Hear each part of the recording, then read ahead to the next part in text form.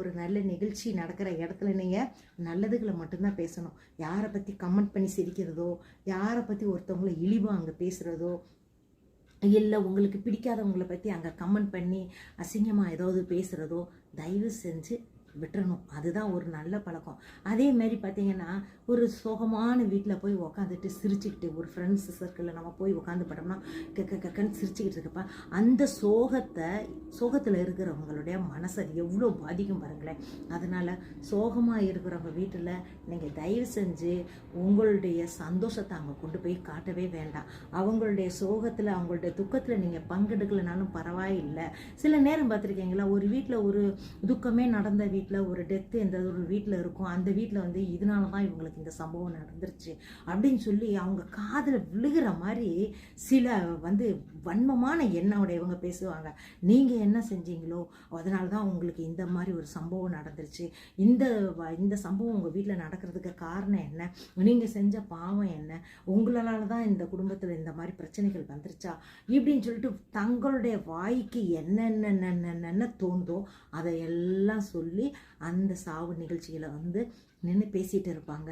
ஃப்ரெண்ட்ஸுன்ற பேஸில் வருவாங்க, ஆனால் அந்த மாதிரி பேசுவாங்க. அது நல்ல செயலாங்க. உண்மையிலே இது ஒரு கெட்ட ஒரு எண்ணம், கெட்ட எண்ணம் உடையவங்க தான் இவங்க சாவு வீட்டுக்கு வந்தால் அந்த துக்கத்தை பரிமாறுங்க. அந்த துக்கப்பட்டிருக்கவங்களுக்கு ஒரு ஆறுதலை கொடுங்க. அந்த துக்கத்தில் நீங்கள் அவங்களுடைய ஃப்ரெண்டு, அவங்கள கட்டி பிடிச்சி கண்ணீர் விட்டு கதறுங்க. அப்படியே அவங்களுக்கு முடியலையா, அப்படியே அமைதியாக நின்று அவங்களுடைய கவலையை தெரிவுபடுத்துங்க. அதை விட்டுட்டு அவங்களுடைய மனசு நோகப்படுற மாதிரி அங்கே நீங்கள் ஆறுதல் சொல்ல வர்றன்ற பேரில் அவங்களுடைய மனசை உடைச்சிட்டு நீங்கள் போய் வெளியே போகிறீங்கன்னே, இது என்னங்க நியாயம்? இந்த மாதிரி செய்யலாமா? ஃபஸ்ட்டு தயவு செஞ்சு இந்த மாதிரி ஒரு எண்ணம் இருக்கிறவங்க தயவு செஞ்சு இனிமேல் இந்த மாதிரி எண்ணத்தை தயவு செஞ்சு விட்டுருங்க. இது மாதிரி ஒரு கெட்ட ஒரு எண்ணத்தோட எந்த நிகழ்வுகளுக்கும், எந்த ஒரு கெட்ட நிகழ்வுகளுக்கோ ஒரு நல்ல நிகழ்வுகளுக்கோ போகாதீங்க. சரி, போனீங்கன்னா நல்லதே செய்யுங்க. நல்ல வீடுகளுக்கு போகிறப்ப நல்ல வைப்ரேஷனை கொடுங்க. கெட்ட நிகழ்ச்சிகளுக்கு, கெட்ட ஒரு காரியங்களுக்கு அந்த வீட்டுக்கு போகிறப்ப நீங்கள் அங்கே உங்களுடைய வருத்தத்தை தெரிவிங்க. அதுதாங்க மனித நேயம்.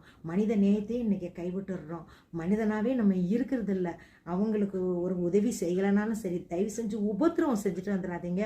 அவங்க வாழ்நாள் முழுசும் உங்களை வந்து அவங்க சொந்தக்காரங்க சொல்லுவாங்க, உங்களை இப்படி அவங்க சொல்லிட்டு போனாங்க, நாங்கள் அங்கே தான் உக்காந்துருந்தோன்னுவாங்க. ஏன் இதெல்லாம்? அதனால் தயவு செஞ்சு இந்த மாதிரி பேச்சு, இந்த மாதிரி ஒரு செயல்பாடு உங்களுக்குள்ளே இருந்தால் தயவு செஞ்சு விட்டுருங்க. இது நிறைய இடங்களில் சுப நிகழ்ச்சிகள்லையும் சரி, கெட்ட நிகழ்ச்சிகள்லையும் சரி